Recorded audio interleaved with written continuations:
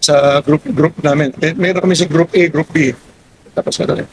Tinawagan daw siya kagabi ni Brown na naman. Ang sabi sa akin, mga 11, 10, tulog na ako, tinawagan ako. Isang partner namin. Sabi gano'n, tulungan daw si Don kasi tatakas na.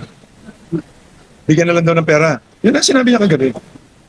So, lahat tinatawagan. Si Gretchen, tinatawagan. Sinasama na si Gretchen. Humihingi nung time na umihingi ng pangkampanya yung asawa. Tapos tinawagan din ni Brown. Kinausap din ni Don.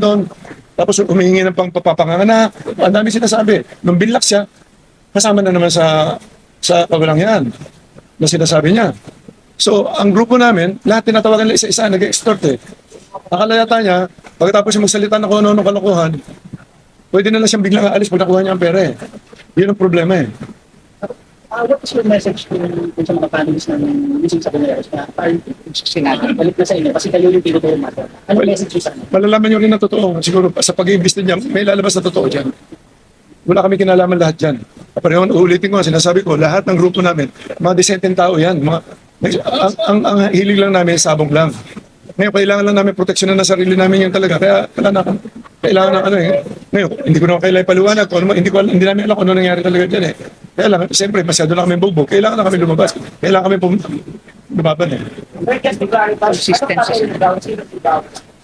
Si Brown, group B si Brown. Sila talagang pareho sila na Bisaya, hindi, malalaman nyo rin in the future sa investigasyon kung anong papel ni Brown sa kanila.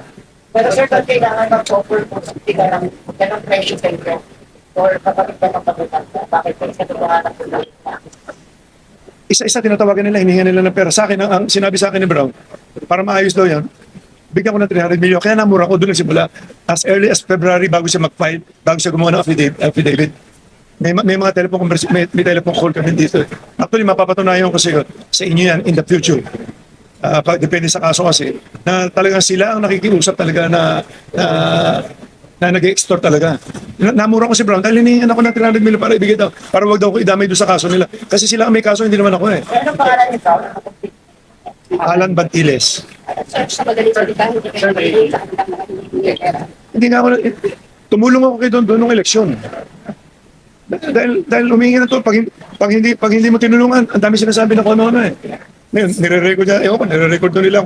Usapan namin, pag hindi mo sinabayan yung pagsasalita nila, nambablockmail.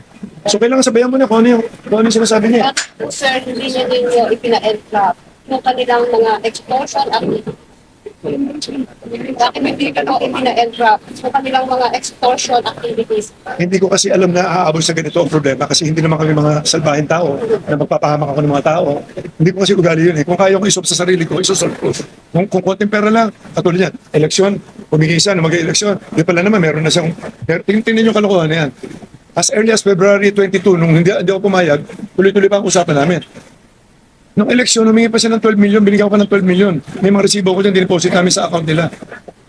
Anong klase extortion yan? Sir, ang ako na lang po, Mayor. Mayor Mayor na ano? ng Borobo, ng Surigao at Sir, may idea kayo? wala, hindi ko masabi kung sinasal, pero hindi ko masabi kung anong pinagagawa niya. Sir, Pero po sa may nakikita pa kayong pangkulo na dahil po sa politika kayo kilala. wala naman ako sa politika, hindi ako nakikita sa politika. Hindi ko alam kung sino nasa likod niya. Siguro, sa pag-iimbestiga din na lang ng mga pulis siguro, makikita nila ko ang punot dulo niya kung ano yan. Ansikin nyo na lang, yung background ni Don na lang. Pero Kung sir, anong klase. kailangan po ba kayo magpalaki ka doon sa darana ng negosyo mo? Sa pangalakan nito? No comment ako niya sa ganyan sa negosyo kasi negosyo. Lagi ko siya nakakausap eh, masinong huli. Last night.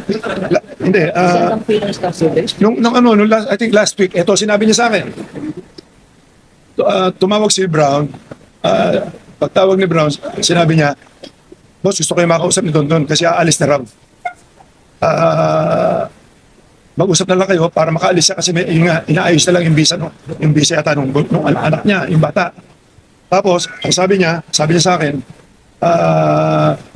sabi niya, boss, magandang hapon po. Sabi nun, namumupo naman siya. Sabi niya, gusto ko sana iligtas kayo pero yung mga tao, yung mga kasama nyo, dapat isama ko sila. Sabi ko, ano kasalanan namin? Bakit mo kami sasama? So medyo yun, hindi maganda naging usapan.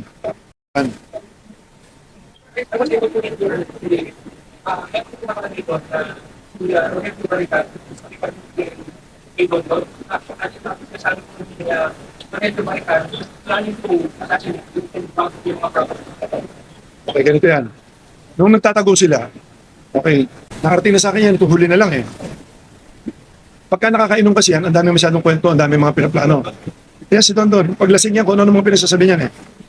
Tapos, nasa isang meeting, nasa safe house sila nila na tinataguan nila, sa band ng Parañaque daw, ilan sila dyan, hindi ko alam kung sino-sino kasama lahat, kung sila nakakaalam niya.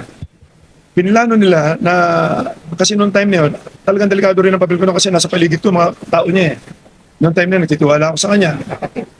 Ngayon, ang napag-usapan doon, kikidnapin ako, tutubos ako, saka papatayin ako. Dito huli ko lang nalaman eh. Sir, kanina po, kanina tawagan natin pangalan nyo, in time to Wala namang problema kasi talaga naman kasama namin siya sa Group A. Pagkakaano kami, yung Group A niya, yung tinatawag, investor lang yan. Wala kinalaman sa mga operation yan. May operation, naglalaban lang sila ng mga manok. Wala kinalaman yung sinasabi nila sila, Eric, ako, si Gretchen, si Gretchen, nakita nyo, bumibitaw lang naman kung minsan-minsan niya para sa marketing lang yan, para marami tumaya, para sila Celso Salazar. Ang negosyo niyan, poste. Ano wala masamang record yung tao. Paano naman makakasama sa mga ganyan kalokohan yan na sinasabi?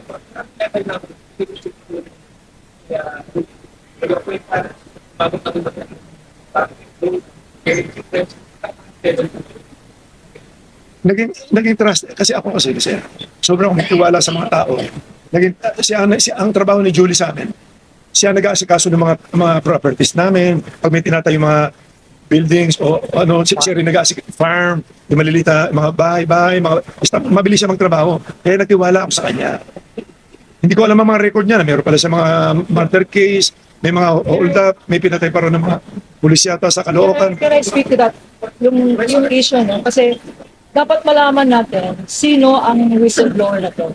Sino ang nag-proclaim sa sarili niya na gusto niya mag-testify. Sino ang don-don na yan. Ang don-don na yan, kasi kami namang mga abogado, hindi naman kami tatanggap ng kaso pag hindi kami nag-due diligence. Nakita namin na ang don-don na to ay criminal.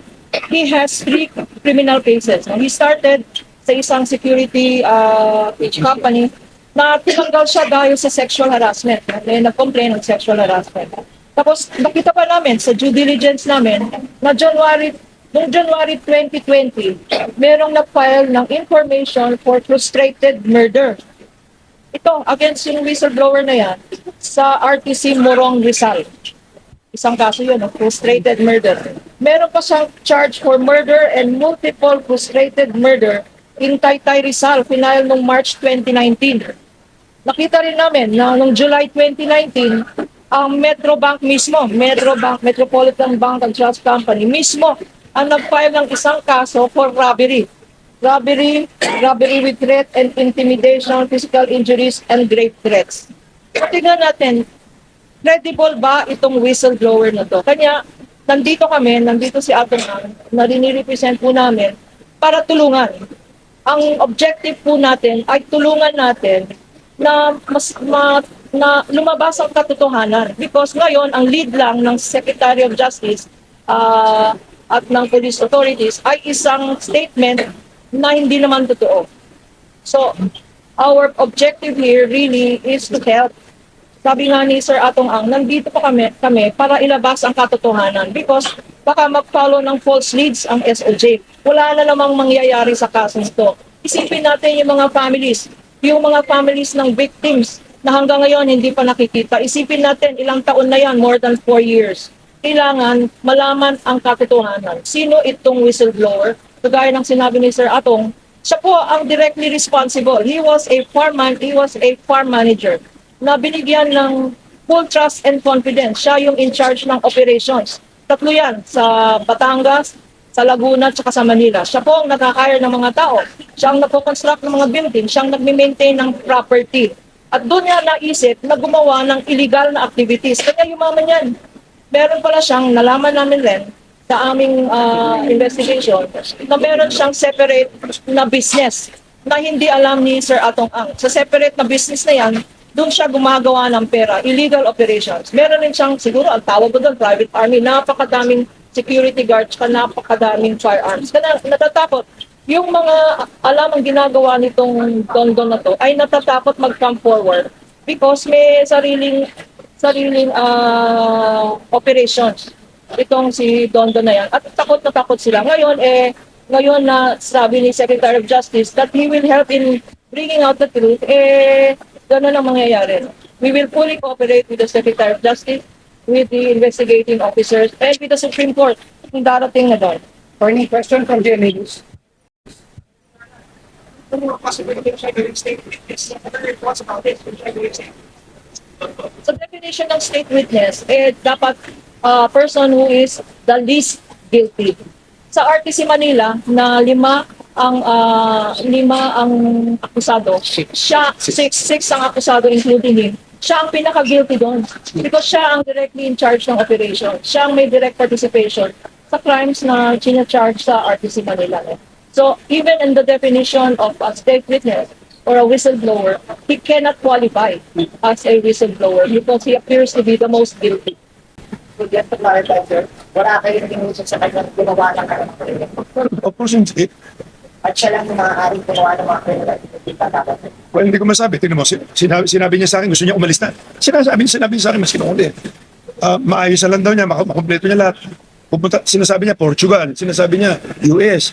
Hindi ba niya naisip ang dami niyang ginawa rito? Pwede ba pumirma na lang siya magre-recant lang siya? Siyempre, kakasuhan din siya ng mga perjury kung ano-ano. Hindi niya naisip yun eh. So you would ask all departure order again para dito. Kung hindi ko alam, ang government na ang bahala dyan. Kung ano man ang lumabas sa investigasyon nila. In your part, sir, ngayon nagtayo na kayo ng kaso lahat. You ask the person, how do they afford departure? Pwede. Mas okay yun. Start na po alakan niyang kahapon. Kasi yun po ay interesado. May kasakado ng mismo sa meron. Kaya para po yung mabalabas. Nagawa na. Kasi yung sir kanina sinabi mo na wala ka kung alam. Feeling para kung ano man po yung kung meron o wala. Pwede kayong maano ng AI po kaya. Yung ano po, importante siyempre. Yung sinabi ng Malacanang na para malaman kung bakit ba. Kasi prominent figure po kayo sa word ng sabong. First, kaya naman ako nandito. Yun na yun eh. Nakikipag-cooperate na nga ako. Sinasabi ko lahat. Kung ano yung nalalaman ko. Kung ano yung abot lang ng isip ko. Mayroon sabihin ko mga hindi ko alam. Kaya tatanungin niya ako about the case ko. Ano nangyari sa mga ano. Hindi ko alam yun. Yung nalalaman. Nalalaman ko. Wala kami. So, sabihin ko, tama naman yung sinabi ng ating presidente na kailangan malaman ng katotohanan. Kaya lumabas na ako. Kasi kung laging pakikinggan siya na siya, baka lahat kami guilty na. So, i-repeat ko lang na the reason na nandito kami and the reason we filed the case is because number one, for the truth to come out. Number two, to affirm that Atong Ang and the members of this, the investors group are willing to cooperate with government. With government that includes the President, that includes the Supreme Court, and it includes the Secretary of Justice and all the personnel. To come out with the truth. We are on the side of justice here. We are on the side of the families who lost their loved ones, who up to now do not know kung saan ang kanilang mga kapamilya, no, kamag-anak. So sana sa mabibigay namin ng ebidensya sa complaint na to because meron mga affidavits dito. No? Sana mabasa rin ng gobyerno and we will furnish them a copy so that sundan nila yung mga leads. Hindi lang isang lead lang na false pa and misleading. Huwag silang maniwala sa hearsay evidence na isang whistleblower na alam natin based on personal knowledge na siya ang nag-i-store. Kasi ang pera-pera lang to at sinabi niya na gusto na niyang umalis ng country. Ang pag inosente ka na tao, gusto mong harapin ang kaso para maklear ang pangalan mo. Yung mga feeling guilty lang, sila ang gustong tumakbo. Sila ang gustong mag-disappear. So, tignan natin ang mangyayari sa investigation. Pero dito sa kaso, we are very confident that there is strong evidence for the 5 cases that we have filed on behalf of Atong. Question Manila Times, hindi ko lang. Pero masabi nila naman about weak allegation. Although naman nila yung front-end yung allegation kaya weak allegation. Ano po masabi? Wala naman siya kinalaman sa kaso babayan na lumati. Pero just to clarify, medyo makikita po sa inyo dito sa kapamilya ng panganak sinabi na patay yung kanta para parang yung nataklong na Wala. Sir Jimmy Public Affairs, ano po ang gagawin mo sa kanila yung mga Well, yung nga, kaya naman nandito na ako para matulungan na rin. Pero kailangan niya, excuse me, kailangan niya akong bumalik doon, may pipirma kami uli. So, ayun, nasabi na namin lahat. Marami sa, lalo na sa Channel 7, kapag kahapon, nakikiusap lang ako sa media. Ano, gawin yung fair lang, katulad na hindi naman niya narinig ang side namin. Kahapon lang, isipin niyo, biglang inilabas niya na sinusuhulan ko si Don. Dapat tinanong muna niya, binabalanse bago siya maglabas. Di ba? Yun na parang one-sided eh. Dapat, pag may mga ganong media, di ba? Kung ako tatanungin sa media, may nag-accuse, dapat yung ina-accuse, tatanungin muna bago maglabas, both sides ilabas. Katulad niya. Late ako nagsalita ngayon. I'm sure hindi ako i-cover ng Channel 7 siguro ngayon. Kaya po marami sila. Talaga ito, simula umpisa, ito mo. Simula, hindi ko alam kung pinupundo, hindi ko alam kung gumawa pa sila ng pelikula.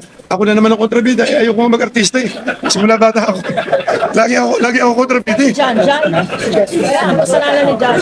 Bakit wala sa mata? Bakit pa yung sinampa yung kaso? Bakit hindi pa sa DOJ? Ano? Bakit po sa Mandaluyong kaso sinampa yung kaso? This is his place of residence. Dito ako nakatira dito ako lumaki sa Mandaluyong talaga. Lumaki ako sa tabi ng squatter talaga ako lumaki. Kilala ako dito. Talagang dito ako lumaki sa Mandaluyong. Dito wala akong record na maski magtanong kay Rito, andito ako simula 3 years old, 4 years old yata yun. Wala akong kaso dito maski na ano. Last question po, may pipirmahan pa sa positive ka. Sir, laban na lang sir, sir, dapat paliwala ng tao para Well, hindi ako pareho ng Channel 7 na hindi binabalanse lahat. Ang gusto ko lang balansehin niyo muna bago kayo maglabas. Ako, pakinggan niyo lang yung side ko. Ngayon, i-analyze niyo ngayon doon sa side na sinasabi ni Don. Number 1, tignan niyo pagkatao niya, pagkatao namin lahat. Wala naman kami yung history na pumapatay ng tao. Di ba? Paano mangyayari yan? So, balansehin lang natin. Kasi labas tayo na para mapanood lang. Ilalabas natin araw-araw, nilalabas natin si Don, series pa. Di ba? E paano na kami? Pag sasalita kami, hindi naman ilalabas ng totoo. Ngayon, nandito kayo lahat. Kayo na mag-analyze. Nagsisinungaling ba mukha ako? Hindi. Sabi ko lahat ng totoo. At sa punto po ito, sir, for sure, nakikinipot na nanonood si Don, pati kung ano po gusto yung direct sa kita. Well, yun ang sabi ko na doon, mag-isip ka doon. Kung ano man ang mga, huwag ka na magsinungaling. Tinuri kita parang anak ko eh. Hindi ko alam na ganyan kakasama, pati ako, papatayin mo pa, kikidnapin mo pa ako. Yun lang, ganun lang kasimple. Kailangan ko lang proteksyon ng sarili ko na. Tsaka ang grupo namin kawawa na kayo masyado. Yun lang. Maraming salamat. Thank you. Maraming salamat. May